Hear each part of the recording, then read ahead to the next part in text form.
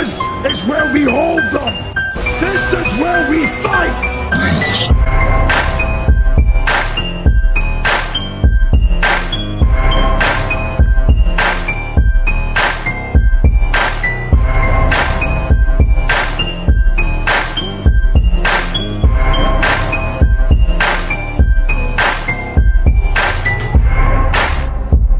You are now listening to Sweep the Rack podcast featuring Brooklyn Rob and Big Mike.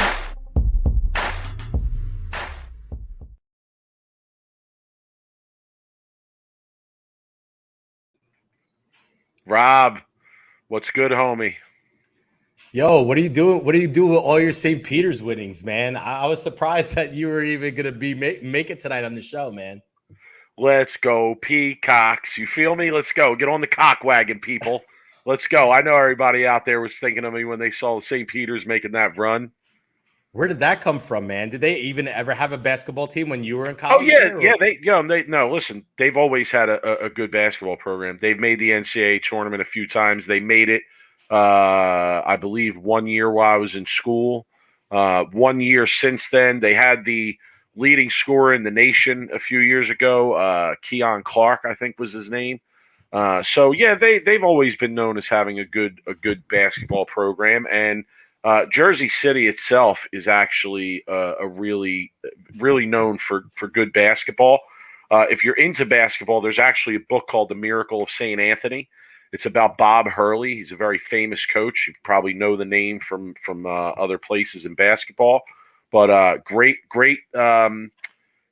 coach, Hall of Fame coach, and he ran a high school program in Jersey City called St. Anthony's. That's what the book is about. It's actually written by Adrian Wojnarowski before he was like Woj at ESPN and all that.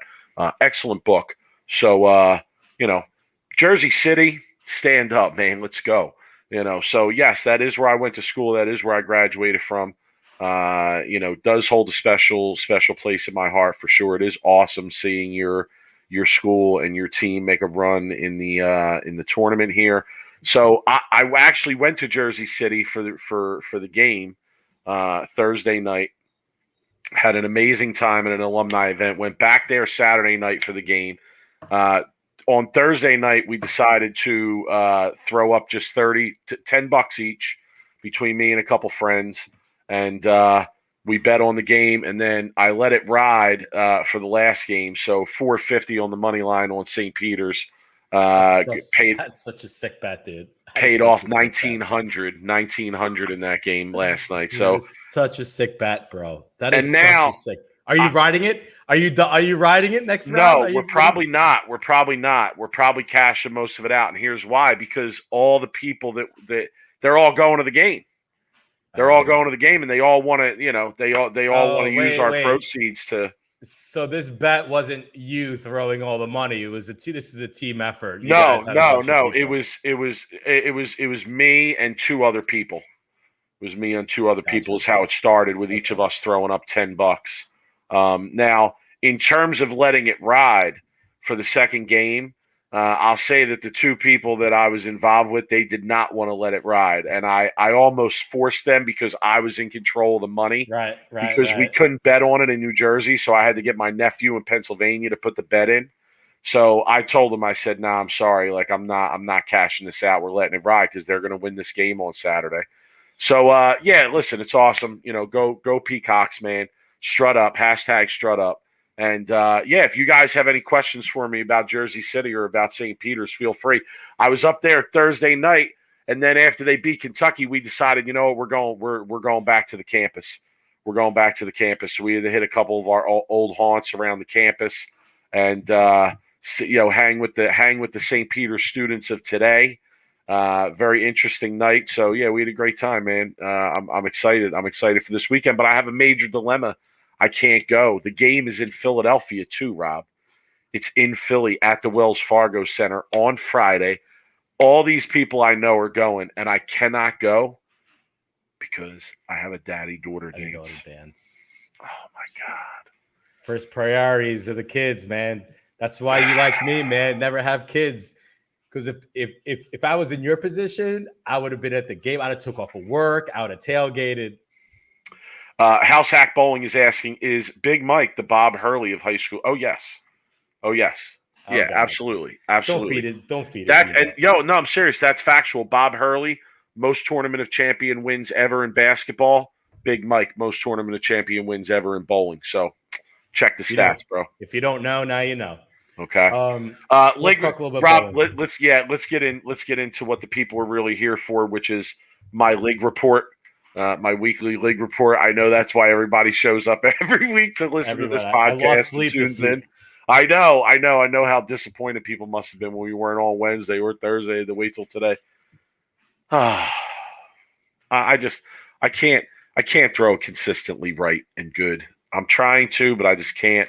I shot 580, 160, 230, 190, with stretches of great shots and then just like horrible shots in between. I mean, there was one frame where I missed the head pin twice in a row. I basically threw the same terrible shot twice in a row. So, yeah, I didn't bowl terrible. I didn't bowl great. 580, I'm probably averaging about 570 right now. I'm at about 190 for the second half. So that's probably a little bit better than I've been averaging lately. But my spare shooting was still not that great. I went to a tournament a couple weeks back. That was a disaster. I threw it horribly for like the first 3 games of 7. Really good event, though. Doug LaCorey Bowlage, bowlage.com, I think is his website. Great event. They were really tough, as advertised. They were scoreable but tough. Really good event. Didn't bowl that good at the tournament for like the first 3 games. Bowled okay the last 3.5, 4 games. But I was in too far of a hole to really catch up. So it was more just glorified practice for that at that point. But a good event, a little bit of a frustrating event for me. I'll give the Mr. X update in a minute. I believe they're next to last place, Mr. X. He's still around, but I believe they're next to last place. Bowled this tournament. Rob, tell me what you think about this. Bowled this tournament, and it was a tough pair to bowl on because there were 2 guys on the pair who knew each other, and the one player I'll say was like a fast player. You follow me on that? Like he was one of those players that like if you let him, he'll go up, throw his first shot, you'll throw your first shot, and then he'll he'll take his second shot before you take your first shot, right? If you let him, okay. Now, the other guy, I'll call him fast player. The slow player, the other guy on our pair, he knew this guy, and they were familiar with each other. So every time the fast player and the slow player would go up on the approach together, the fast player would throw his first shot. The slow player would then, instead of just getting up there and being ready to go and not giving the fast player the opportunity to jump him and throw his second shot before he throws his first. No, he would let the guy go again. Yes. Rob, not only would he let the guy go again, but he was making a scene of it. He was making a scene of it. Like he was literally like taking his bowling ball in the back, sitting down in the chair with his bowling ball in his lap, putting the ball down on the chair and standing there while the kid went for his second shot. And I'll be honest, like one of the guys I'm talking about was a little bit younger and one was a little bit older. The slow player was older. The fast player was younger. And honestly, it was a little tough to deal with. It really was. And then it did because I told him at one point, I said, listen, if you're upset that he's jumping you, you got to be up there. You ain't going to get your turn not being up there. You got to be up there. Like coming back here and sitting back here is only letting him do what you're letting him do. Like if you know he's going to try and jump you before you take the shot, you got to be up there and ready and just get up and go. And that's it. And if you need more time, then just put your foot on the approach, stand up on the approach and prepare yourself and get ready to go. Then the guy, same guy, slow player. Rob, it's a dual pattern tournament. Okay? 2 pattern, different pattern on each lane.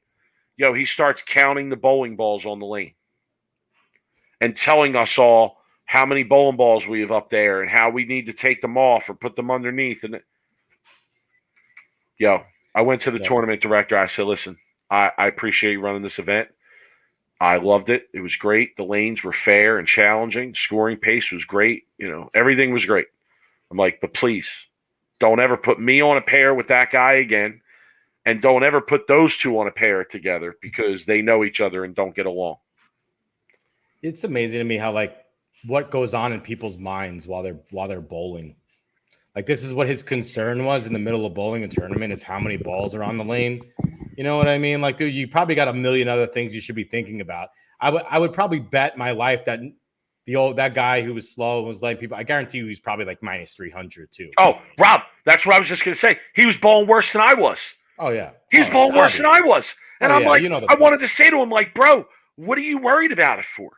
What are you worried about it for? Just get up and go. Like, you're there's a reason why he's bowling bad, Mike. There's a reason why he's bowling bad. Oh, my goodness. So his mindset is just all over the place, like, instead of actually functioning. Frustrating. No, Matt in the chat is asking, did I see a 3D in your lab pick, Big Mike? How do you like it? That wasn't me. Matt, I'm not the guy that gets all the free balls. I don't know where my so-called partner over here gets all this free equipment. I know that no free equipment comes my way. I know that. So maybe Rob wants to talk about the balls that he had and his little practice session this weekend. Yeah, so I got 2 tournaments this weekend, Saturday, Sunday. So I decided to fix my spare ball, which is important. And I went to Big 3 Performance, got an hour scheduled on singles and doubles, string pins. Dude, like, Mike Calderon from B3 fixed my grip. He changed a couple of finger pitches for me, and my ball feels really good right now. I'm throwing it pretty good right now. I feel like I'm pretty much almost back to tournament competition level right now with my own game. We'll see this weekend. One of them is a Saturday. I'm not sure if that tournament, it might be on a house Saturday. Sunday will be on a tough shot. Hopefully we'll see how they play out. But the 3D offset, really good ball. It's a lot weaker than I thought it was going to be. I thought it was going to be stronger, and I drilled it strong. But it definitely will fit in my bag. Honestly, it is definitely different than some of the other Storm stuff that I drilled. And so far from what I've seen on it, it's really good. It rolls great. So I would tell you personally, honestly, I'd give you an honest opinion if it was bad or not. I've been working on just footwork, balance, spare shooting. I actually reached out to a few people in the area for, I wouldn't say lessons, but more of patch pirate. Why would I be a patch pirate? I'm not. I'm all staff. No, Robert Mattingly in the chat said, "Are you a secret patch pirate?" No, and you kind of are. You kind of are a secret patch pirate. I don't wear any patches. I know, but that's why it's secret. That's why it's secret. I throw every company. It's all staff. It isn't patch pirate. But I think what he's saying is you're running around, getting free balls, getting hookup as the patch pirates do. I don't know. Honestly, I feel like a requirement of all staff is partly paying for the balls. At least I don't know. Am I wrong about this? Where's Dave? Is Dave around on Sunday nights? He's not in the chat. Probably not. Anyway, secret patch pirate, all staff, whatever it is. I still got about 2 or 3 blanks that I'm going to sit on probably until it's hot. I have zero blanks for anybody that wants to send me balls. 16 pounds, 08831, Monroe Township, New Jersey, 08831. Yeah, I got about 2 or 3 I'm still sitting on. I'm going to wait until I bowl it's hot. So, yeah, man, it feels good. I'm actually throwing it pretty good right now. We'll see this weekend. But, yeah, excited to be back bowling for sure. So, yeah, I mean, let's talk. They won't leave me alone. They won't leave me alone. My former college teammate, I love his Dunleavy, showing up in the chat. Good evening, Dan. Asking if I can get a sub for the daddy-daughter dance. Actually, Dan would be a good sub. You'd be a good sub, big guy. You would. You could stand right in for me. They might not even know. Anyway, so there's a lot of bowling we need to get to, Mike. PBA action. Before we do though, bowling news, bowling ball news, softball news, because we love talking about soft balls around here. We every week, Mike, every week loves soft balls, dude. Every week it's the same shit, but this one was surprising. This was surprising, okay, because the Purple Hammer, it wasn't surprising when the USBC banned it and they, that certain 2017. Dude, the Storm Spectra, which is a high-performance bowling ball, Mike, got pulled off the shelves. USBC made official announcement about it because of random ball checks tested above the 73D minimum hardness check. Below, not above. Below. I'm sorry. Don't crucify me. Below the 73D minimum hardness. Storm then comes back and now is literally, what are they like, putting appeal because it originally passed USBC certification. So there's an appeal now going on. Storm then is now putting out a portal, an online portal, where people who drill the Spectra can go on this portal and now choose between 7 Storm bowling balls. Now, nobody knows what bowling balls. There's been a lot of chatter online. I doubt that they'll give people Roto or Global options. I kind of feel like they're just going to stay in Storm's brands. You would think, right? They would do that. But Mike, there's been a lot of controversy now and talks about because Sean Rash, who was, the original guy who was complaining, well, not original guy, but one of the main, outspoken people about the Purple Hammer and the urethane, actually used a Spectra in a 2022 Players Championship region, in case you didn't know that. So I saw that in an article where people are now saying, well, unbeknowingly to a lot of people who were using that ball, there's a question of now an asterisk behind, when people were using that. I want to say Belmo even used the Spectra on TV a while back, right? Okay, so now that's earlier this season. So now that I pretty much the high level of the problem with the Spectra, Mike, I'm going to pass it to you. What are your thoughts on all of this? Because I have my own thoughts, and I want to get to your thoughts first before I give my thoughts. So can I bring this comment up from sure, our guy, the Ringing 10, that's where Jimmy? My comment's going to. Right. So he asked me, how does the Spectre fit into your conspiracy theory, Mike? And I'll just, if anybody's out there listening, perhaps for the first time, and I'm not, I say this from the most hypothetical place that I possibly can. But this is just me as a fan looking at the chatter on this issue. And, like I said previously on the show, and this is what Jimmy was referring to. I feel like a lot of the chatter was coming from Storm, who doesn't have access to the Purple Hammer, and I felt like that was pushing a lot of the conversation, right? So now, Rob, you're asking me, okay, now that Storm has a ball test soft that guys were using in competition and winning with or helping them win. How do I feel about that? Well, I mean, it's ironic. I mean, this is good. This is greatly ironic. This is bowling. This is Shakespearean level irony in the bowling world. Okay. It really is, because here you have guys from that company literally, hollering about this ball and the integrity of it. And testing comes to show that something that's in their bag is soft as well, even though that would apply to other urethane balls from other companies as well, as we talked about before. But interesting to me that the irony here, right? The other portion of this, and this is what I think you're going to get at, is that it shows me that there's a lot of shit going on behind the scenes we probably don't see. Oh, 100%. Yeah, because I agree with that. How did it even come to knowledge that these balls had that there was a problem with these balls? I don't know. Because it's well known in that other bowling ball companies test each other's bowling balls, right? Ask anybody at a bowling ball company, Mike, who works for one. It would be stupid for them not to test the other company bowling balls, right? Why wouldn't you bring in the competitor stuff? To pile on what you were saying, Brunswick brand, right? They probably were like, you know what? Screw this.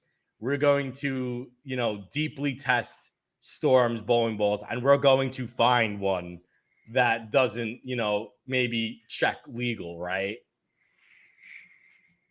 And they found it. But here's the thing is we talked so many times about this issue. The testing requirements and how they test and what they're doing with the testing is so inconsistent. It is. It's silly. It's a kind of a silly conversation. If you've really read the details of shit, it's really somewhat of a silly conversation. But Sean in the chat saying, let's not forget that the Spectre was checked in Dallas for those shows. I agree. And that's an important point to point out in reference to Rob is saying what he's saying about the testing itself, because who knows what the differences in the consistency of the testing from what was done by the PBA before those shows to what was done by the USBC in these instances, or what was done by whoever tested the balls that were tested soft that led to this recall, I guess you could say. But oh my goodness, I Mike, honestly. So here's my thought, real quick, and to add on to what you just said. Not only are there inconsistency with the test, et cetera, but we really don't have the research, as we've discussed at length, to show what all this means. What does it mean that one ball is a little bit softer than another, or we don't really know. So go ahead, Rob. This shows that, and look, like I know there's been some talk about this is not how it is, and I know Mike Wolf kind of chimed in. My thought is here, there is for sure a behind-the-scenes bowling ball war going on between the bowling companies, and it seems just that they're a hardness, Mike, for a high-performance bowling ball. So here's my next thought, right? The USBC tested it when it was manufactured. They passed the test, seal of approval, boom, stamp it, send it out. 2 months later, whatever, the ball was released, 3 months. I don't know what the timeline is, but now the ball's tested illegal. So what does that tell you about the USBC testing? Was it a fault that they missed this during manufacturing? Or is this another point where the ball is getting tested and is becoming softer as it becomes as they use it? I don't think that could be the case, because I think what they were referring to was newly manufactured balls. I don't think they were referring to. So Storm changed the manufacturing? These are the questions that we don't know, right? Oh yeah, well, I mean, listen, we could speculate. We love to speculate here.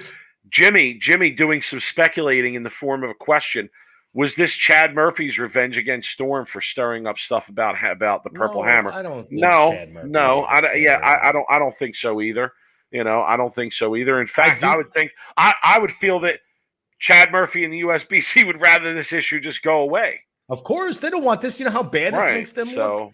Yeah. This is their main priority. This is their main job, is the USBC, keeping integrity and keeping everything in a level playing field and testing, right? This is their number one job, is the United States Bowling Congress. And you have two balls come back, supposedly illegal. Well, I wouldn't say supposedly, but obviously illegal. There's something wrong. So if I'm Chad, I'm thinking, okay, something's off here. Maybe we need to go back to the drawing board and how we test hardness. Maybe we need to reevaluate some things, because they really can't have another ball come out illegal. I love South Park. Yeah. Big South Park. I get you. I got you. There's been a lot of non-communication. I know from Jeffrey Hill's article, he kind of blasted the USBC about the non-communication factor on this whole thing. They were kind of the USBC was kind of quiet about a lot of it, and then of course all this conspiracy theorists jump in. We're speculating all over. But anyway, Mike. Yeah, Vic in the chat is giving us hashtag Tegrity Farms. Okay. Yeah. So anyway, there's a lot of conspiracy theory. What USBC are they in the pockets of Storm? Right? Is there all kinds of people getting paid off, or how much? Well, can I phrase that in a more reasonable way? I think the way to phrase that would be how much does Storm's influence in the bowling community matter? I don't know. Another question. Another interesting. What's up, Nico? How's it going? What's up, Nico? Another interesting aspect to me here, Rob, is okay, so one ball soft, and we yell and holler about this in general, like, oh, this is making this ball hook more and perform more. Couldn't players now yell and scream that about other Storm equipment, since Storm's equipment has seemed to outperform other brands' equipment over the long range of time? Like, and I'm not saying one has anything to do with the other. I'm trying to point out the silliness of this argument. It is. So Like if someone on the other side were to say, "Oh, well, see, that ball tested soft, Right. so that means that all these balls that hooked more than these other balls, they were so." Nah, come on. It's just silly. everybody It's pointing silly. fingers at Like, each other, right? let's It's a stop. war. Let's stop being silly. The Let's funny stop thing about being it is silly. the difference between this and the Purple Hammer is the fact that everybody and their mothers are using the Purple Hammer on TV. The Purple Hammer was getting so much exposure because it was making every show and still is making every show, right? The Spectre, on the other Still hand, done. Well, that's the other, and this will kind of transition us into the World Series talk, right? It's still dominating. They took out the old ones. They're forcing them so to much, right? They're still the Purple Hammer still dominating. The Spectre not so much. So, like, what does that say about the softness of the balls? Does that really mean that they dominate? Maybe it's for the urethane, not the resin. Who knows? Jacob Buttriff was leading the World Series of Bowling World Championship for like almost the entire thing this week. So domination by the Purple Hammer. It was all over the place at the World Series. Urethane in general was all over the place at the World Series. But here's the other funny thing about all this, Rob. In all this talk, what continues to happen? Belmo continues to dominate. I think that's a good transition to the World Series. It is. But Belmo continues to dominate. So like Purple Hammer, Schmurple Hammer. Okay, things are still turning out the same they were, whether it's there, or it's not, or it's new, or it's old, or it's soft, or it's legit, or whatever. No, hey, I almost pulled out, and I should have. I was going to literally put up the clip of you talking about selling Belmo stock and playing it on today's show. And I was Wednesday. Save it for Wednesday. I was also going to put up a clip of me selling Kyle Troup stock. Okay, so just throwing that out there for a little bit. Okay? Yeah, it's a shame. It's totally hypothetical, and we make nothing off of it. So, I'm glad that I congratulate you on being great at buying and selling hypothetical sports stocks, Rob. Congratulations, speculation stocks. I buying speculation. Belmo was back. Ha ha. He's joking. I love Rob. it. He's being sarcastic. I love it. I was just about to say this guy is back. I mean, this guy is like he's on another fucking planet right now. But Mike, so let's talk a little bit World Series because I know we haven't been on the show since we did the live World Championship, right? Commentary. So I don't think we really need to go in a whole lot about the World Championship show. Well, we were live, right? We were live for that one, right? We kind of discussed it, but a great ending. I mean, what a what a show! Yeah, what a show to have the action you had lead up to that part, and Sterner make that run, and he gets to the final match, and then it ends the way it does with. Let's be clear, and I know there was some arguing involving your family, one of your family members online about this issue. But let's be clear here. Sterner, he threw bad shots when he needed them. He threw bad shots when he needed them to close out the game, and he gave Prather the opportunity to tie, and Prather got it. Took advantage of that opportunity and beat him in the roll-off where anything can happen. Okay, I understand. One thing I learned. Let me chime in here. The one thing that I learned about professional bowlers is that they have a hard time receiving criticism from fans when a fan has a gripe that any fan would have, right? If I was a Jason Sterner die-hard fan and he missed a head pin in a really, really just important part of the match, the most important part of the match. Dude, he had the match won, right? And he misses the head pin, and he's been just lights out all show. He's been throwing the ball great. I mean, Yeah, he choked. Let's call a spade, Mike. He choked. I mean, look, like it is what it is, right? And to make that criticism is a fair criticism for any fan. Okay, any fan to make that criticism, it's a fair criticism. When a player misses a field goal in the NFL, right, a 25-yard field goal, when a golfer misses a 3-foot putt to lose, right? When a basketball player misses a foul shot, Dude, listen, as fans, we're allowed to criticize I'm sorry that the bowling community is so small that, the people who talk about bowling in many instances know the people who they're talking about, right? But Rob, like, we're here to talk about the action, okay? And we're here to talk about professional bowlers, guys who in many instances want you to consider them as professional athletes, which I tend to agree with. But you can't have it both ways. You can't have someone consider you a professional athlete and then not allow people to talk about your performance in an honest way, an open way, as they would with any other sport. Okay? So, yes, Rob, I agree, And Sherry just said it in the chat, and a lot of people are saying in the chat. He gagged it. He gagged it up there. It's not that it's debatable. It's the fact that the pros are getting pissed and pretty outspoken online of the fact that if you're not on their level, you shouldn't be saying that anybody choked until you get to that level. And then certain pros will talk about how you're a terrible bowler and you shouldn't even be talking about this. And it's like, dude, like, are you mad, bro? Like, seriously, you mad? Like, just get, and then he deleted all of his comments because he was butthurt about it. So it is what it is, Mike. But and Rob, we're not trying to be like crazed about it, but yeah, we're going to call things the way we see them. So in that situation, it was really tough. Somebody said they were rooting for Sterner to make I was heavily rooting for Sterner. He was vibing. Sterner. He was in the vibe all day. Like, he was feeling it. He was feeling it, and then he just dropped out of that vibe, and shit fell apart. We've all been there. We've all been there as bowlers where, like, you're feeling it, and then something happens, a bad shot, a missed spare, whatever it may be. But I love Sterner. I love lose that vibe.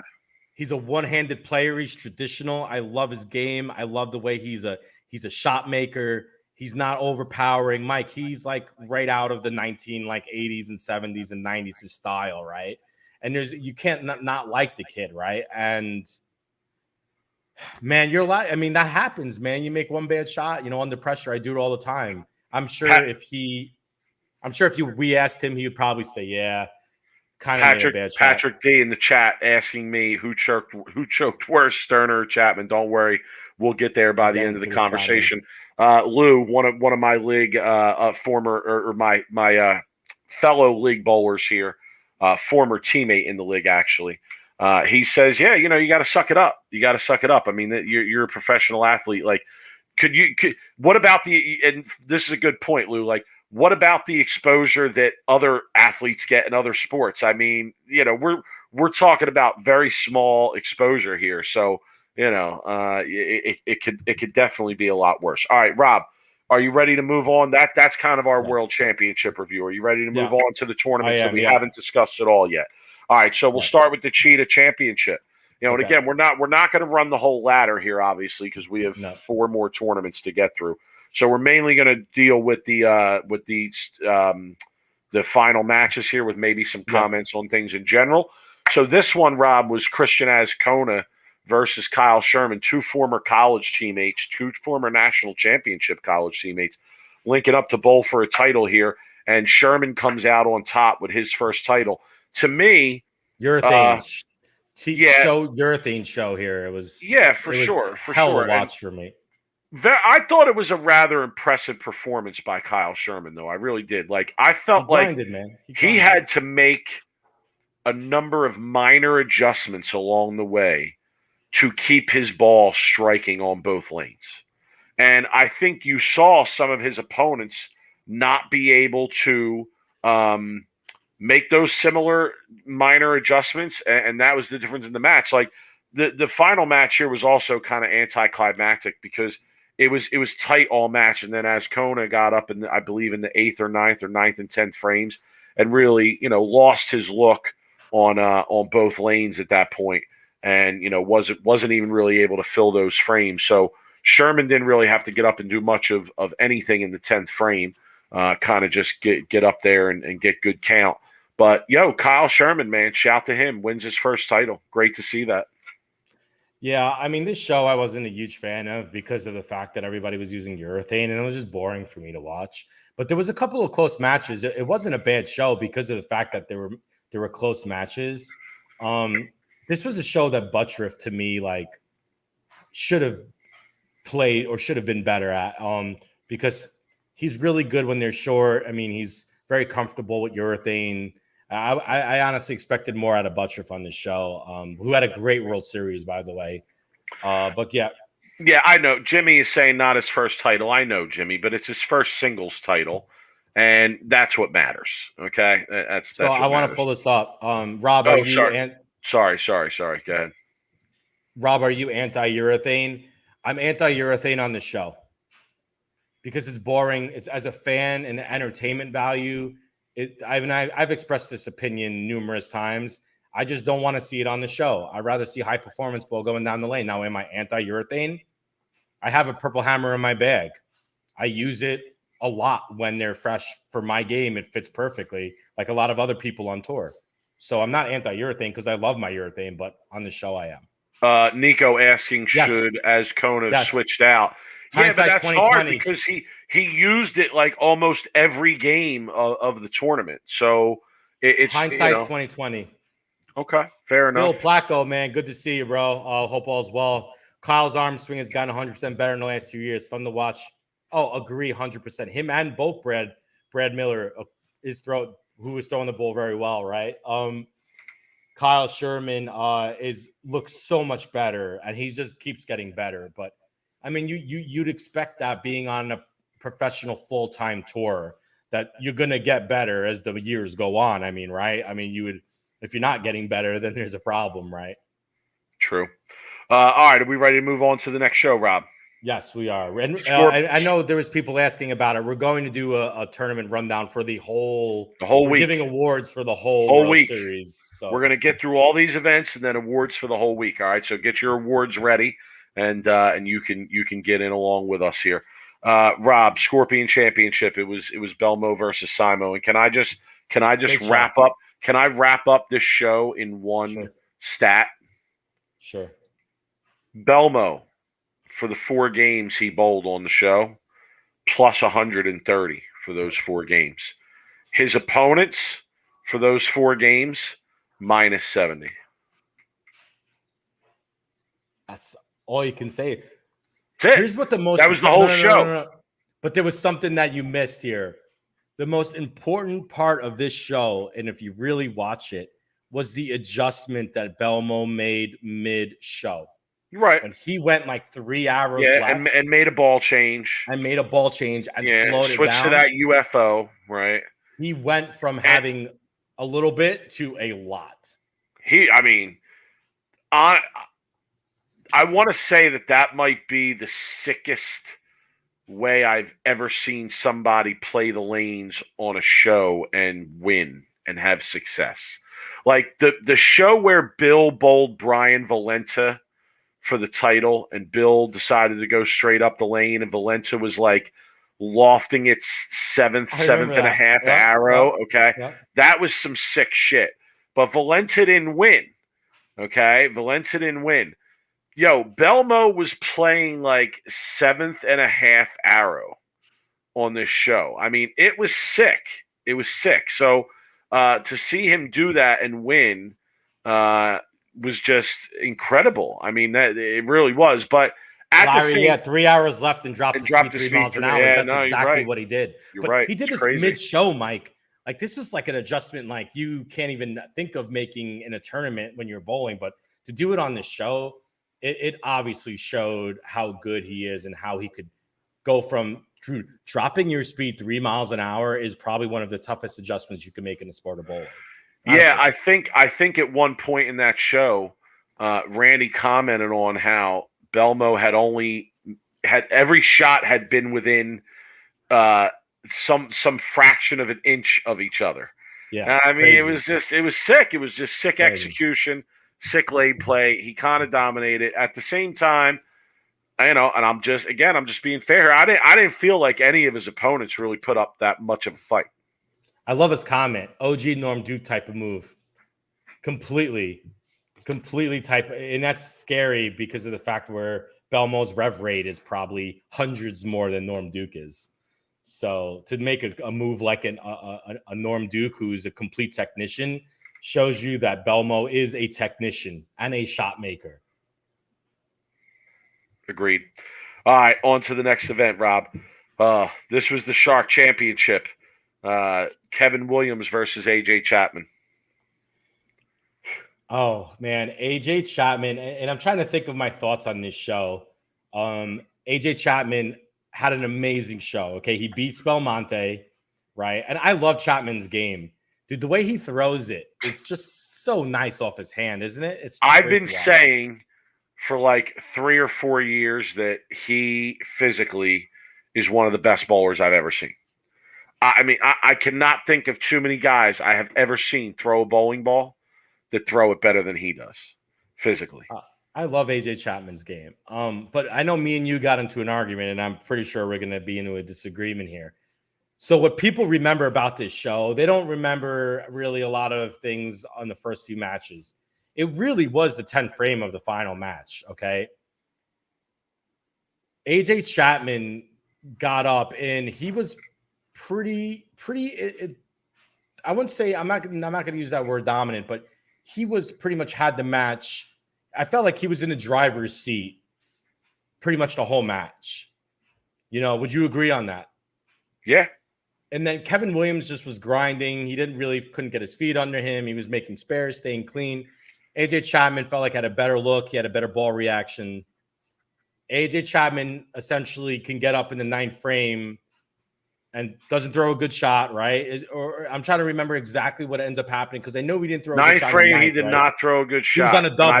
I believe he left the bucket. It was like in a the 2-8 frame. or some kind of 2-4. No, that was in the 10th frame. That was in the fill. That was in the fill. Mm-hmm. Okay. In the 9th frame, I believe he left the bucket, if I'm correct. Yeah. Anybody recall exactly? But I believe he left. I mean, we got to remember a lot of bowling here, so forgive me if I'm off on a couple of details here and there. I know people get upset at me for being a little off on the details, but 9th frame was not that great of a shot, Rob. It wasn't good. No, it wasn't good.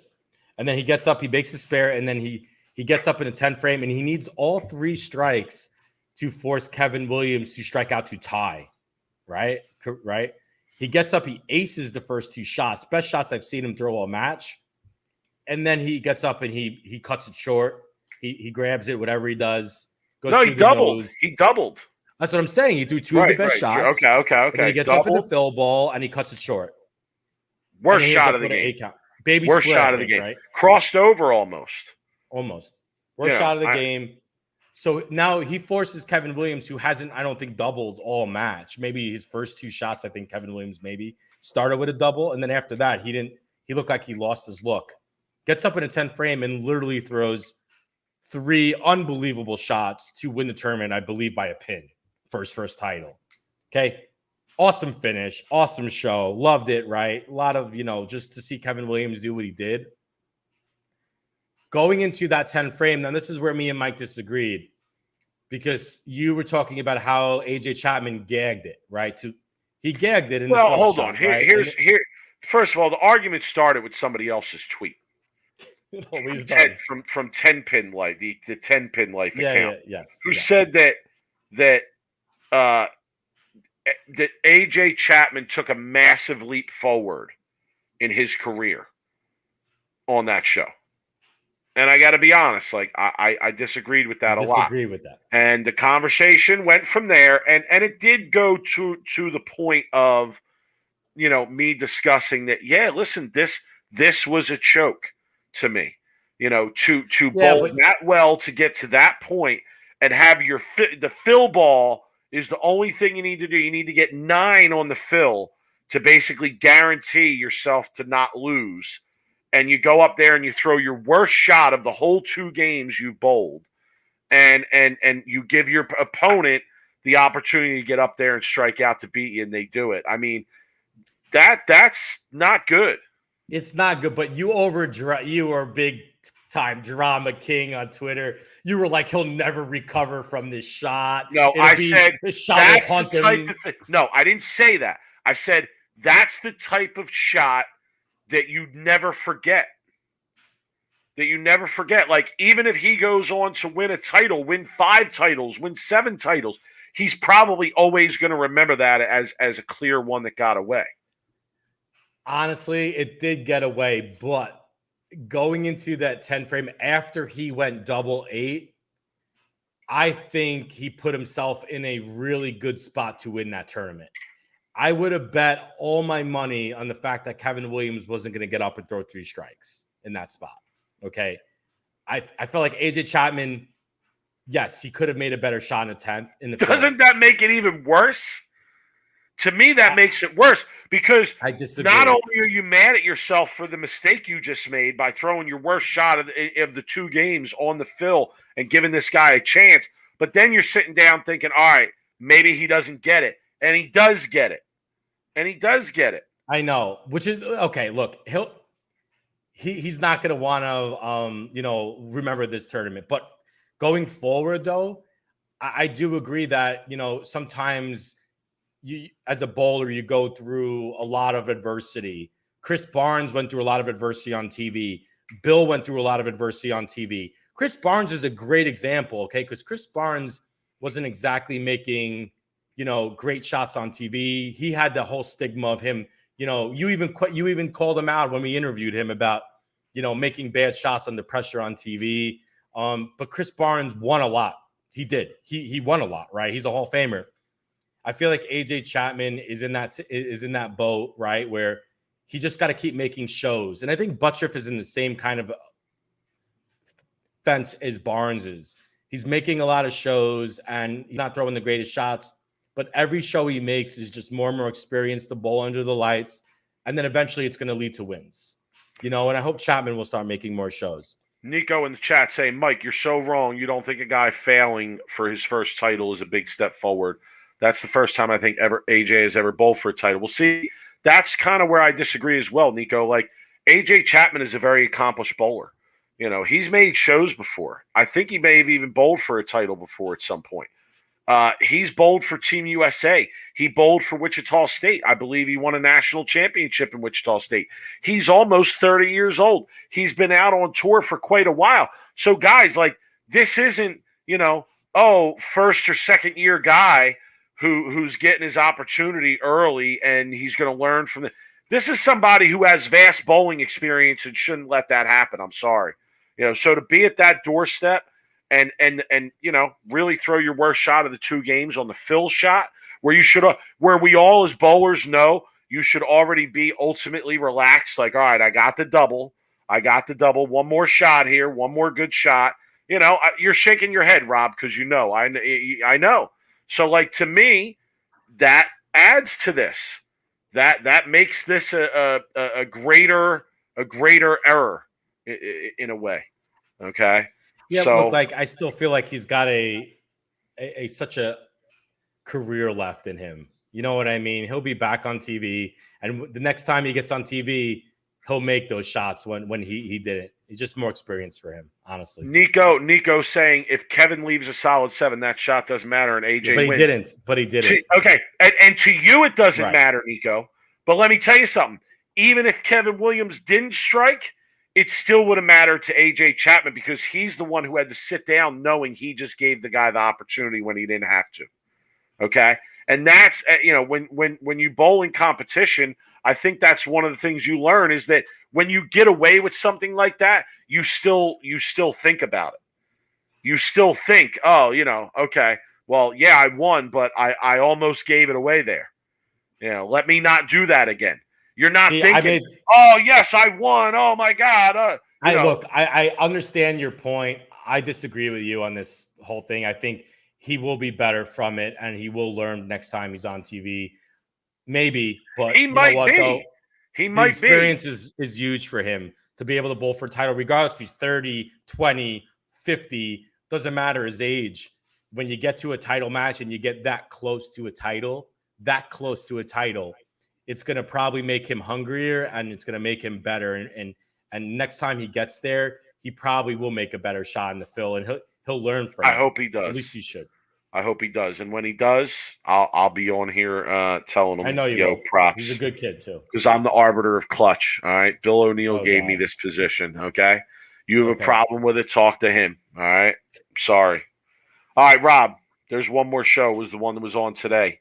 This college show. I know. I mean, it's, sort of like a created event by the PBA. It was pretty cool. I love college bowling. I actually thought it was cool. I enjoyed I just watching wish the it matches today. were closer. I wish the matches were closer. Yo, Wichita State is loaded, yo.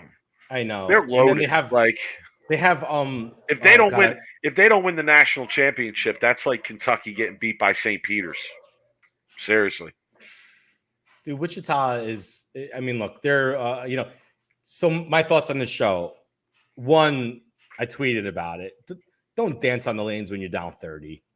Okay. I don't care if you're having fun. I know Nolan Hughes commented on me on Twitter. It was like, yo, they're having fun. Mike, when we bowl college and I bowl for Saginaw Valley and I'm bowling for a national championship, Mike, when we're down 30 and I strike, I'm not going to be dancing on the lanes. Okay. I'm going to be trying to get my team like hyped up to get back into the match. I'm not going to be laughing and dancing. Come on, man. Like, yo, like I'm losing this match. I want to win. I'm not going to be dancing and laughing when I'm losing. Mike, I know you're not going to be dancing and laughing when you're losing. Okay. That was my point. My point is don't dance and laugh when you're down 30. If you're up 30, maybe it's a little bit of a different situation, right? Maybe you're rubbing it in, maybe whatever.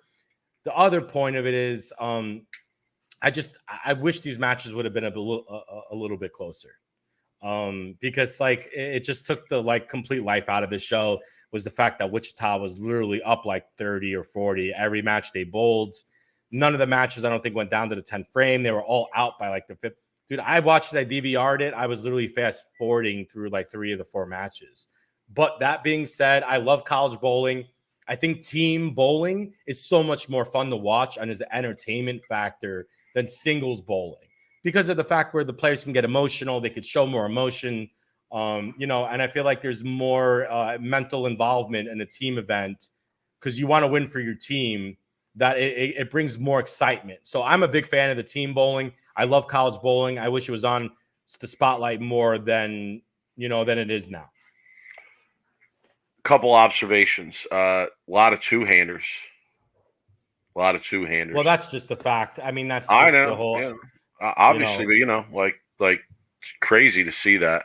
Not crazy, but just a realization to see that. I would say. Yeah. Let's see. So I want to bring up this go lose. I want to bring because this is I don't want to jump here, but this is just a great comment. Can I bring up Lou's comment about because we could probably talk hours about this. From a guy's question for you. Most of the 80s and 90s standard tournaments were 18, 24, 42 game formats, and majors were 56 game formats. Don't you think Hall of Fame standards of 10 titles or 6 with 2 majors need to be increased when you have so many tournament formats lower than in the past? What if a guy wins 10 Cheetah Champions at the World Series? You can put him on the same level as Steve Hoskins. Okay, first off, I completely agree with that comment, and I agree with him asking if we should increase the the titles for Hall of Fames. Because I named the World Series of Bowling. Mike thinks it's the greatest week of bowling on television. The World Series of Sweepers. Because that's what these tournaments are. They're one-day sweepers. They're completely not on the same level as the tournaments were back in the 80s and 70s. So do they need to increase the minimum requirement for titles? I really think they do at this point because, as Lou said, these guys that are winning titles just on one day, formats, and they're shorter. So maybe they should look into that. Aren't there? I mean, is there an argument? I'm not saying I disagree, Lou, But is there an argument on the other side that there's a lot less events today? That's true too, because back in the 80s and 70s, there were 30 events, 35 30 events. Like, I don't know. I mean, it's definitely I think there's an argument on both sides. And yeah, when we have a little more time, Rob, we should get into that. We should actually invite Lou on. Lou, I'll throw this out there to you. If you want to do a little research about Titleist from that era versus Titleist today, and kind of compare some people, and you want to come on and join us in a conversation about it, we'd be more than happy to have you and do an episode on that when there's a little bit less to talk about. Rob, people are getting mad at us for your negativity on the college show. I think they're saying they're never going to watch this crap again because you're being negative. Sean Ingalls saying, "Wow, not watching this crap again. Thanks, the super negative approach." I don't. Is he talking about your comments on the college show? That's a realistic look. Was I wrong? With the show's not out by the 5th or 6th frame, Mike? Yeah, and I agree with you. I generally agree. It's nobody's fault. It's nobody's fault that the matches weren't close. Some matches, some shows, every match is close, and it makes for more entertainment value. Some other shows are not close, and you don't have the entertainment value when Wichita's winning by 30. Well, I think negative about celebration. Yeah, I think that's what he made. Yes, I think that may have been what he was referring to specifically, maybe. Look, it was just it was something that I watched and something that I saw. When you're down 30, you shouldn't be laughing and dancing on the lane. You should be wanting to win. I want to win, Mike. I'm not going to laugh and dance on the lane when I'm down 30. That's like doing a celebration end zone dance when you're up 35 as an NFL team. Like, it's just not, I don't know. Jimmy asking if he knows what he's watching, because it's probably the expected part of the course around here. That's my opinion. I hear you. I hear you. I agree with you. I feel you. Look, if he wants rainbows and dandelions, then go watch some of the other shows out there, right? Like, I'm gonna bring the realistic, like, real version. If we're going negative, I'm gonna join your negative train here, Rob. I hope this dude's still listening. He's probably not. He said he's not going to watch this crap. He's logged off. He's probably out already. But I'm going to continue your train of negative thought here. I could do without the organized cheers from guys' teams. I thought that was just a girls' team thing. Is it now a guys' team thing too? I mean, I'm not going to lie. Like, that would have annoyed the shit out of me, bowling. And I felt bad for what was that? God, what team was Cameron Crowe? Was that St. Ambrose? I felt bad for St. Ambrose because St. Ambrose, it was annoying the shit out of them too. Like, you could just tell. But I think it was a Jedi mind trick that they were pulling. I think they knew that it was going to annoy the other teams, and they were doing it as a little bit of a psychological, like, maneuver. So if that's the case, if they're playing some gamesmanship with those chants, then I'm all for it. Okay. I don't know. I'm just saying. To me, traditionally, that had been something associated with the girls' teams. First off, Mark Rayner, Rob can't dance. Guys from Brooklyn got no rhythm. Dude, we fist pump, baby. We got all the rhythm, man. We get it into the Jersey Shore. That's as far as dancing as I get. Anyway. Somebody was saying that his son bowls for one of the teams that was on the show today, so you may have been hating on them there, Rob. Maybe it was the guy who was actually dancing. Maybe, I don't know. So let me say, I'll make some other comments about the show. Really good show, though. Love the show. Love the idea. A lot of talent out there. A lot of talent. That kid Alex Keplinger, man, he throws it good. And we've seen Spencer Robars. We've seen Cameron Crowe before. Cameron Crowe reminds me of Bill O'Neill. Okay? Oh. A lot of raw talent, but, like, needs to control it a little bit more. Like, man, I mean, watching that kid throw a bowling ball was like, Rash was the same way. Rash was the same way. You're right. You're right. A lot of raw talent. Tons of raw talent, but needs to, like, mold it a little bit more, control it a little bit more. Yeah, I mean, great talent out there. So this is a fair point because college kids having fun on national TV. This wasn't for a national championship. No. So I'm going to swing this. If this was televised for a national championship, then maybe I could overthink it. Yeah, So the environment probably would have been point. different. You would expect the environment probably be a little bit different. They probably weren't really super like wanting to win as they would be if it was for a national championship. So a point taken, Nolan. Maybe they were just like, okay, we're on TV. It was more of a maybe like a scrimmage tournament more than an actual like national championship. So yeah, let's talk about this for a second. Randy on that show brought up some thoughts about the USBCs. Yeah. What can I'm assuming I made some assumptions when I heard him say it's like, is he saying that like they don't put enough oil on the lane for these college teams so that they always end up having to play ridiculous angles? I don't know.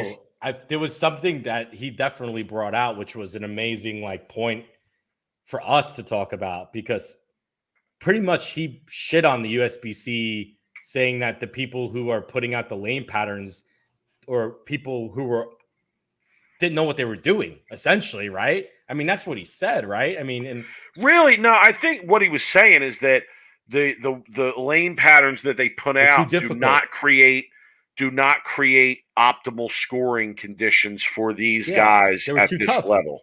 They make them too tough. That's what he was saying. But is it too tough, or is it that they break down and get too tough? That would be a fair next question to ask Randy. Okay. I would love for him to further on that comment, like to see what he was really saying. And Randy's outspoken. He said it on TV. So I would love to get further comment from Randy on what he actually meant. Okay. We can speculate. All right, Rob, are you ready for our rundown here? Yeah, I'm ready for it. All right, so folks, this is a rundown of the entire World Series. We made our picks from anything, anywhere we want it, any reason. We might have multiple picks on a few of these because there was so much to cover. So, bear with us here. Play along. All right, Rob, where you want to start? Ride with me, not ride with me. Okay. My ride with me was easy. Okay. I'm riding with Kevin Williams. Dude, that's who I was riding with. I'm riding with Kevin Williams. I mean, that was clutch as clutch gets. You're gonna be rhyming. You're gonna be partying. Packy's gonna be there with you. You're gonna be filming for the vlog. It's gonna be a good time. Maybe a rap video breaks out around you at some point, which would just be awesome. But yeah, that would be my ride with me, Kevin Williams. So interesting comment by Charlie on our last point. Nick Hoagland does them. I know Nick Hoagland. I bowled college against him. Yeah. The patterns are stupid. Always end up at the gutter cap. So maybe that's where it is. And if that's the case, then they should address that. They really should. They should. So I'm also riding with Kevin Williams, and it's more for the fact where I know there's going to be some sick beats riding, and I would just love to be able to hear him rap about making those 3 shots in a 10 frame. But I'm going to go with not riding with me because we have the same rides with me, Kevin Williams. Dude, for the second week in a row, I'm not riding with Bill O'Neill. He's been having a tough stretch of it the last 2 or 3 weeks. And I actually messaged him to see what was going on. I wanted to get some input on what's happening. And he's struggling finding, at least in that bowling center. The thing about the World Series is you got to understand, if your ball and the way you throw it doesn't match up to your style and your role, and you're trying to, make adjustments, you're going to have a long week or two at the World Series. But if you match up and you notice that a lot of the same names are usually in the top at the World Series for every tournament, because of the fact where you're bowling, your role and your style just matches to certain bowling centers. Everybody bowls better in certain centers. I think Bill just didn't have a good look in that bowling center. He just, regardless of what he tried, hand positions, ball drillings, ball speed, he just couldn't. His carry was just not good. He just couldn't carry. There was one point where I was watching qualifying, and it had been a very frustrating block for him where he bowled well and hit the pocket like super consistently and just couldn't strike consistently.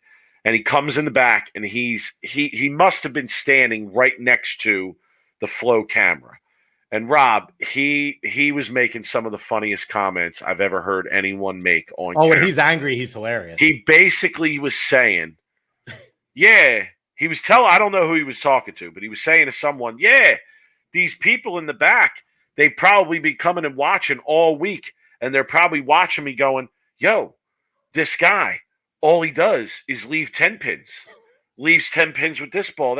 And he just doesn't seem to give a shit. He just keeps getting up there and just leaving the same thing and just leaving 10 pins. And he's not really going anywhere, but he's just leaving 10 pins. I mean, and I had to text him and be like, yo, I can hear you very clearly. And he actually texted me back while he's bowling and was like, yeah, I stood right next to the camera on purpose because I figured you were listening and I wanted you to hear what I was saying.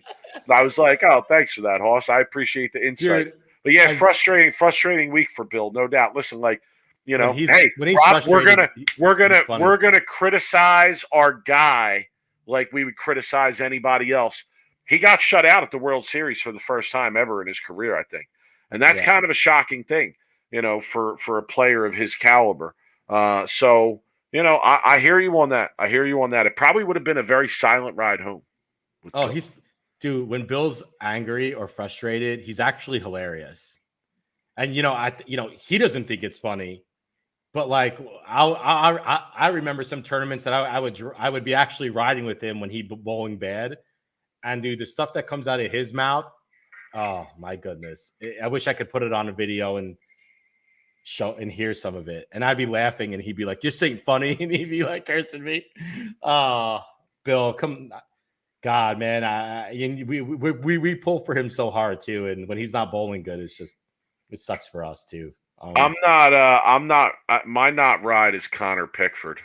My not ride is Connor Pickford. Listen, yeah, he had a tough week. That was gonna be a tough drive home. Bowled a game less than 100. Finished last, I believe, in the World Championship qualifying. Probably going to be a long. You might have to be stopping at the employment offices on the way home in that ride. I mean, you got to be questioning things. No, Rob. Oh yeah. I mean, you got to be questioning. You have to question it, but you have to. Oh, I mean, of course of course. You wouldn't be a normal human being if you weren't questioning. He double guttered at one point.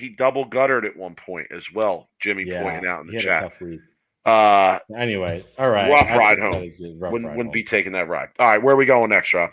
I see you, Haas. Oh, this is such a long list for me. Yeah, one person. I can only give one. No, we're allowed. I got to be able to give multiples here. It's the whole World Series. So, I got to give more than one shout out for the whole World Series. All right, I'll start with this one. And I know one of them is one I know you want to give, so I'm going to leave the one that you want to give. You don't know. I'm kind of off the loop here on what I'm giving. Okay, all right. I'm going to go William Svensson. I see you, Hoss. Yeah, not related to Jesper. Right, unrelated. Yeah, he had a good week. He led a few he led like one tournament. He had a good week. Yeah. My ICU Haas. It's Christian Escona. Dude, finished second in one tournament, finished 10th at the World Championships. I mean, for somebody who we don't see a lot on TV, he's had a great week. So shouts to Christian Escona. Would have loved to seen him win. But yeah, I see you, Haas. Okay. I would also go. I have three more. Three more? How many people are you seeing? I'm sorry. I'm saying it was the World Series of Bowling. It was all these events. All right, just name the list. Go for it. Rasmus Edval. Evil. I see you, Hoss. Rasmus, it's evil. Okay, I see you. And then got to give a special I see you, Hoss, shout to both Kyle Sherman and Kevin Williams. No? I mean, the first singles title for Kyle Williams, you know? I mean, yeah, no, it's good. I see you see them, Haas. Okay. All right, let's go Spare Shuta. Somebody in the chat already predicted my Spare Shuta exactly. It was Robert Mattingly. He said, Spare Shuta, Kevin Williams. said this week he coaches his kids that spares don't matter, especially if you can throw an 8-bagger. Then proceeds to throw a bunch of spares to win his first title. That's how I was hilarious. gonna That's give a it to him. great comment, dude. I was going to say that exact same thing. So there you go. That's awesome. My spear shooter is going to Belmo and Sterner during their match, Mike. Good one. Battle splits. The splits. Battle splits, Mike. For someone, which I'm going to get to in my worst of the week, for someone like Belmo supposedly not being an accurate bowler, that dude, he can make spares and he can make splits. But him and Sterner going back to back with the split conversions was awesome to see. And dude, it was great to watch from home. Sorry, did I say Kyle Williams? I meant Kyle Sherman, obviously. Oh, sorry. Kyle Williams. Sorry, combining the two there. My bad. All right, let's go. Let's go milk carton. No, let's go milk carton. My milk carton is Belmo. You know why he's on the milk carton? Why? Because he didn't show up. Because he didn't show up for match play. Dude was on the milk. Yo, put him on the milk carton, son. Dude didn't DJ show Moore, up. And if it weren't for the kindness and sportsman-like character of BJ Moore, Belmo would have been out of the tournament because of a scheduling mishap on his part. Bill O'Neill leaves the World Series early for the first time ever, and Belmo shows up for a tournament late. Coincidence? I think not. So here's my question. If you were in BJ Moore's position, would you have done what BJ did, or if you have said, nope, game one's mine? I don't know. It's hard to say. If I'm BJ Moore, I do what he did. Because BJ Moore has a title. He's won before. This isn't his first time around the block.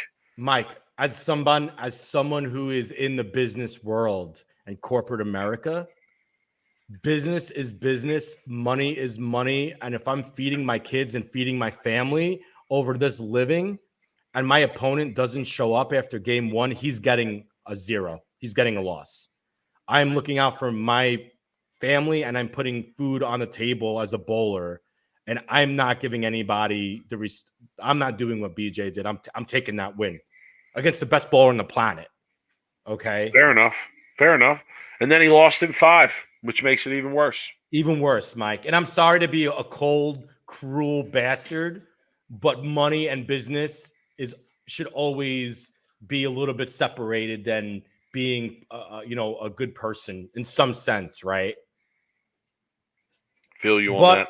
On the other hand, Mike, if Belmo was a friend of mine, I'm like, if I was bowling Bill or like a Fagan, I mean, I don't know what I would do in that point. But if I didn't know Belmo and he was like a stranger to me, or I maybe, then it would have been a different story. There's so many different verses of how that's, but regardless, I just want everybody to know that money is money sometimes, and you have to sometimes separate it. I don't know. Okay. Dumpster diving gold medal. My dumpster diving gold medal is going to Tom Doherty. Tom Doherty finished 95th out of 96 players. I believe I have to get the right tournament here. I believe it was was it Scorpion? It was Scorpion, Mike. Okay. So yeah, I was surprised to see Tom Doherty at 95th out of 96. So he gets the gold medal. Mike, where's your dumpster diving going? My dumpster diving gold medal is Brad Miller from this week. He finished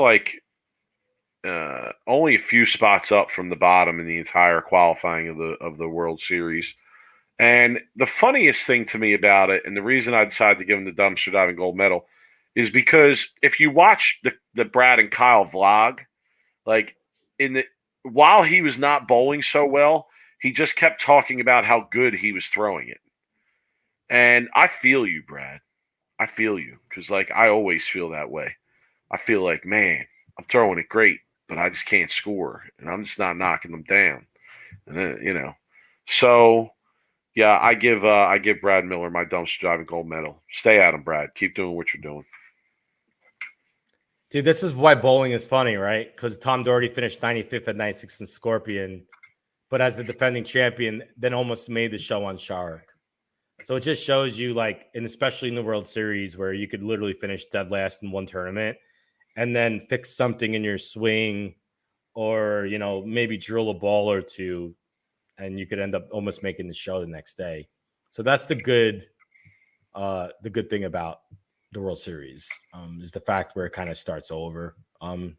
So if you finish 95th and 96th in the U.S. Open on one day of qualifying, you're probably not going to make the cut. So yeah. Are we going to roll with the new category, Mike? Yes, we're introducing a new category tonight, based on results from this week, and the category is clutch, not clutch. And I feel like we both. I mean, I'm giving the clutch obviously to Kevin Williams. I mean, that's we talked about it. Yeah. That was 3 of the most clutch shots I've ever seen under pressure for a first title. Honestly, hands down. To throw 3 strikes for your first title and then do it the way he did it is pretty much how everybody dreams their first title to be won. Honestly, as a bowler. Okay, my clutch is going to Chris Prather. Chris Prather, very clutch, for sure. Very clutch, $100,000. Yep. I mean, Chris Prather, we didn't talk about him a lot because Chris Prather didn't have a good start of the year. I think we even commented about it a few weeks back, and he's now has put it together. Absolutely love that place at the World Series. So, good guy too, man. But when the lanes, when you could slow hook it, dude, Prather is so good when you could slow hook it. Not clutch, Mike. I mean, I really think that not clutch, you got to go with Sterner. Really, like, to me, that's my not clutch, is that one shot he threw when he missed the head pin. We talked about it, so I'm not going to get into it. Yeah, and my not clutch, I said it, going to be AJ Chapman. So we already talked about it. We will obviously continue with that category as we go on. All right, Rob, let's give the people what they come for. Worst of the week. Let's go. Yes, sir. Let's do it. Get it.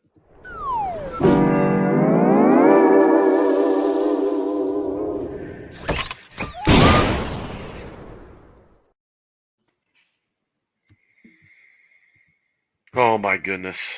Yes, Lou. Prather is the best one-hander in the world right now. I would agree with that. Again. Oh, there's so many worst of the weeks I could use. It's getting a little ridiculous. But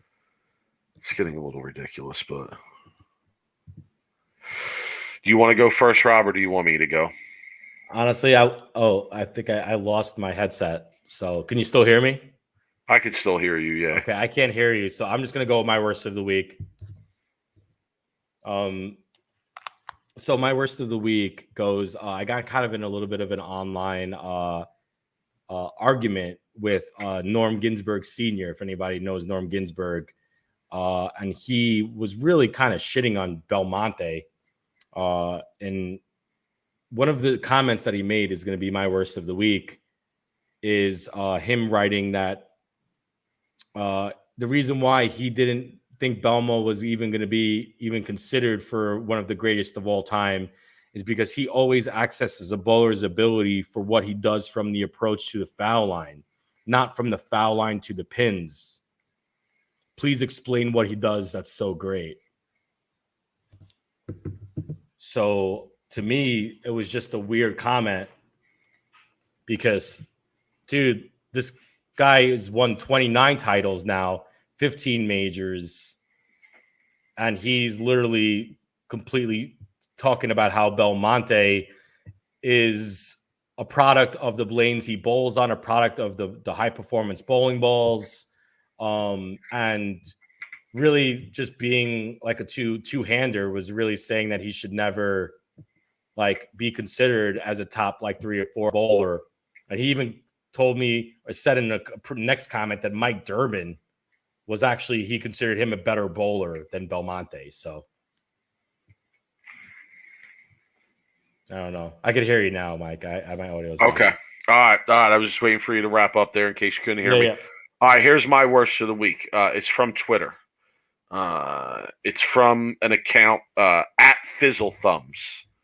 At Fizzle Thumbs is the name on the account, and this tweet was a picture of Kimberly Pressler at one of the shows this week. Okay, you know how like she sends out the picture of her and her outfit each night, right? Yeah. Okay, so it's a great. picture of that. Yeah, it's a picture of that, and then here's the tweet. Fizzle Thumbs says, "Boy, that's the name of the account. What do you want me to say? Boy, do I love seeing this goddess in action on Sundays. Heart eye emoji, bowling emoji. High stiletto heels, arch legs, feet fetish, toe cleavage."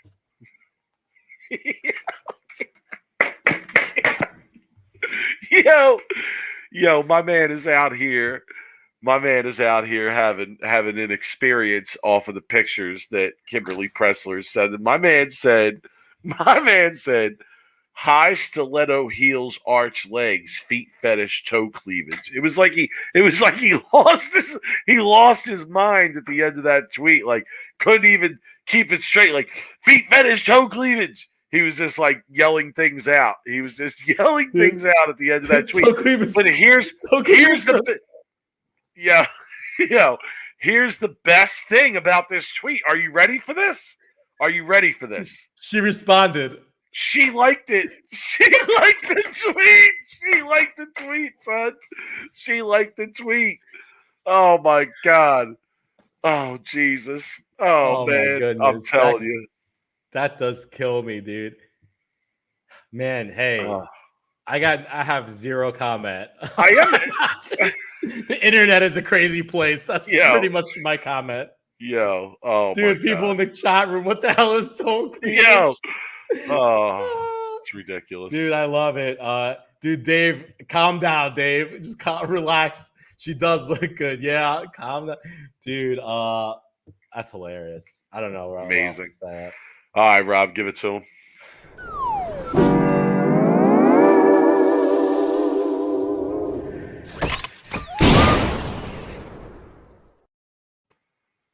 All right, Rob, here's my final thought. A few years back when Bolero bought the PBA, Bolero put in a new CEO for the PBA, Coley Edison. Coley Edison then brought with her dream team, of which a member of that dream team was Jillian Laufer, PR person for the PBA. They came in within a few months. All the old guard at the PBA was gone. Basically with the exception of Tom Clark. Bolero had brought in all their own people, and there was going to be this new regime that was going to take bowling to levels that we had never seen it before. Okay, and I want to remind everybody before I say what I'm going to say that the Fox deal for the PBA was done before Bolero bought the PBA. Okay, so I'm sorry to people from Bolero that want to take credit for that deal, but the fact of the matter is that deal was done before Bolero even. That was a Tom Clark deal. Tom Clark is the one who made that happen. That's how I see it as well, Rob. Yeah, me too. So I saw on Twitter this weekend, or maybe it was later this week, that Jillian Laufer is now leaving Bolero. Coley's already left Bolero. Now Jillian Laufer's leaving Bolero. Dream team, huh? Yeah, and like I said, Rob, these were people that when Bolero bought the PBA, these were the folks that we were hearing, not only officially, but behind the scenes as well, that these were the people who were going to transform things. That these were the people that were going to, make the major changes that the PBA needed to reach new levels, right? Reach new heights. I know things have gotten a little bit better over the last, pre-COVID a little bit, and now it seems like it's back. It's ticking up on the rise again. But I don't know. Like, I don't really feel like any major impact was made by Bolero. Money wise, the prize money that's being offered, yes. Some sponsorship deals that have been interesting that we don't know the terms of, again, yes. But I don't know. Just interesting to me to see just a few years later, these people moving on from their careers. It actually reminds me, Rob, of like the League of Ordinary Gentlemen, the documentary, when the guys from Microsoft hired that former Nike executive. I forget his name. His name escapes me right now. But they hired a former Nike executive, and he came in and he was like balls to the wall, telling the players, kiss my ass if you don't like it. This is the direction we're going in, and I don't care if this is what we're going to promote, okay? And then at the end of that, Steve Miller, yes, thank you, Lou. And then at the end of that season, at the end of that documentary, he actually says like, oh, well, I think my job is done here. I think we've turned it around. I think we've done a good job. And I got to be honest, like it just makes me very skeptical of these executives. Like, is this what they do? They just come in and do very little and then call it very much. I think Sherry hit it on the head. Yeah, I agree. They use the PBA as a stepping stone, and like if that's what it is, okay. But where does that leave Bolero and where does that leave the PBA? Because again, these were the folks that were supposed to make those transformative changes. But all right, Rob, go ahead. Yeah, in case you weren't following, Bolero stock is up. So they're about $1 to $1.30 up of when it went public. So obviously Bolero is in a good shape. And as for the PBA, I do think it's been getting better for the money in the tournaments and whatnot. But as for like the marketing and the other side of it, other than just the tournaments and the money in the I really haven't seen a whole big difference in like the marketing of the players. Really, I really feel like there's been a lot of opportunities missed with a lot of the pros that have been bowling on TV to actually market and learn about the players. And I harp on this a lot. So I haven't seen any of that come out. Haven't seen anything new to get to know the PBA players. I'm not sure really what happened to those intros that we like so much. Didn't see any of those anymore. I think they got rid of those. So, I don't know. I feel like they have the marketing team the PBA website is still crappy. So yeah, as the marketing point of it, I haven't seen really an improvement in the marketing, but I have seen an improvement in the tournaments and the money.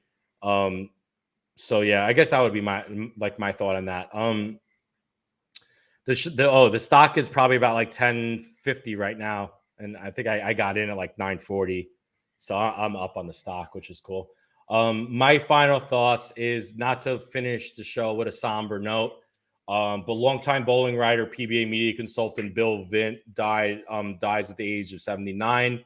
Thoughts and condolences and prayers go out to the Vint family and friends.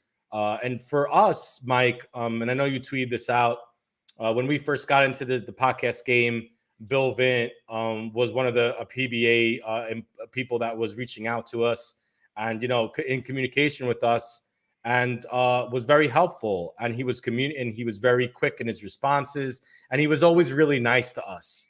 He always was helpful. And, I just wanted to throw that out to the people, about the sad, news that we heard today, or this happened this past, few days. And, like I said, thoughts and condolences out to Bill Vint, the Vint family. And yeah, nothing but been really nice to us. So no, honestly, it would have been tough for us to make progress in the early part of this podcast without his help. He definitely helped us, and we appreciate that. And sad news in the bowling world. So yeah, Mike, on that note, we're out. I think we're out. Don't forget to subscribe to our YouTube channel. Wednesday, we're back on our regular schedule. We'll review the tournament that wrapped up tonight. I'm sure most of you already know the result, but we'll just leave it for Wednesday. Rob, have a good few days here. Best week in bowling is over. We're headed towards the PBA playoffs, which, Rob, I can confirm are not going to be at Carolier Lanes this year. Yeah, that sucks. I mean, know. that would have been pretty hyped up. I know the Masters is before the playoffs, so at least we have one more major prior. Like Lou said, they probably make too much money off of Carolier to even bring the PBA there at this point. They probably have to keep it in.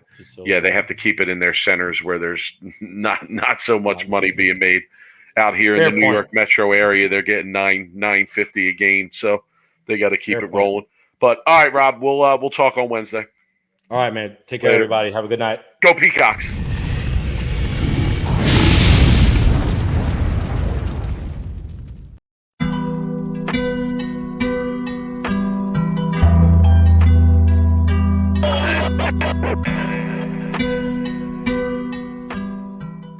You are now listening to Sweep the Rack podcast featuring Brooklyn Rob and Big Mike.